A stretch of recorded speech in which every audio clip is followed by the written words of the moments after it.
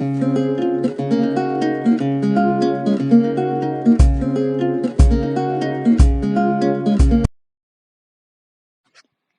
मैं आपको इस वीडियो में मुगल काल के छठे शासक औरंगजेब के बारे में बताऊंगी। मोहम्मद औरंगजेब का जन्म 3 नवंबर 1618 ईस्वी को उज्जैन के निकट दोहद नामक स्थान पर जहांगीर की प्रिय पत्नी मुमताज महल के गर्भ से हुआ था।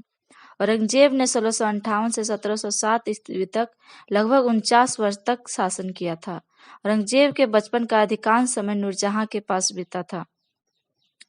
18 मई 1637 को औरंगजेब का विवाह दिलरास बानो बेगम से हुआ था। औरंगजेब ने 21 जुलाई 1658 ईस्वी को दिल्ली में अपना प्रथम राज्याभिषेक करवाया और अबुल मुजफ्फर आलमगीर की उपाधि धारण की।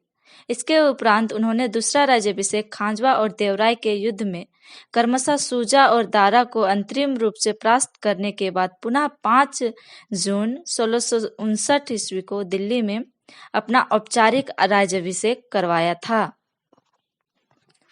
औरंगजेब ने सिखों के 9वें गुरु तेग बहादुर को भी इस्लाम स्वीकार न करने के कारण मरवा दिया था। इन्होंने अकबर द्वारा प्रारंभ की गई धार्मिक सहिष्णुता की नीति का भी परित्याग किया था।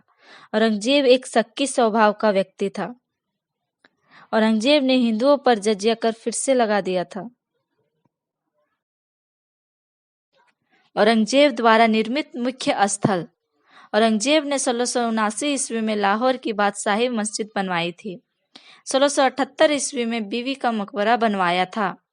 दिल्ली के लाल किले में मोती मस्जिद का भी निर्माण किया था। 1686 ईस्वी में बीजापुर और 1697 ईस्वी में गोलकुंडा को औरंगजेब ने मुगल शासन में मिला लिया था। औरंगजेब की धार्मिक नीति। औरंगजेब एक कट्टर रूढ़िवादी सुन्नी मुसलमान था। उसने इस्लाम के महत्व को समझते हुए कुरान को अपने शासन का आधार बनाया।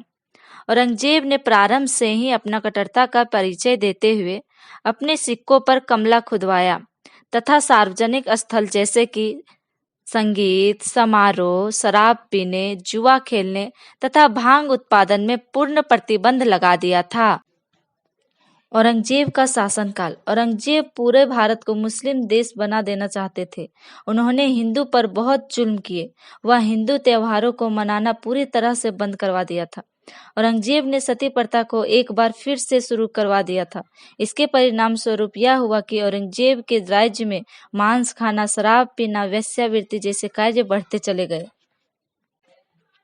1686 ईस्वी में अंग्रेजों की ईस्ट इंडिया कंपनी ने भी औरंगजेब के खिलाफ विद्रोह किया।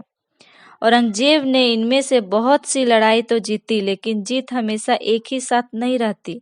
एक के बाद एक लगातार विद्रोह से मुगल साम्राज्य हिल गया और उनकी एकता टूटने लगी। औरंगजेब की मृत्यु कुछ इस प्रकार हुई। 90 वर्ष की आयु में औरंगजेब ने 3 मार्च 1707 ईस्वी में अपने प्राण त्याग दिए। दौलताबाद में औरंगजेब को दफनाया गया। 50 वर्ष की शासन काल में औरंगजेब ने अपने इतने विद्रोह बढ़ा दिए थे कि उसके मरते ही मुगल साम्राज्य का अंत हो गया। इसके पूर्वज बाबर मुगल साम्राज्य के संस्थापक माने जाते हैं। वह औरंगजेब इस साम्राज्य के अंतकर्ता के रूप में माने जाते हैं।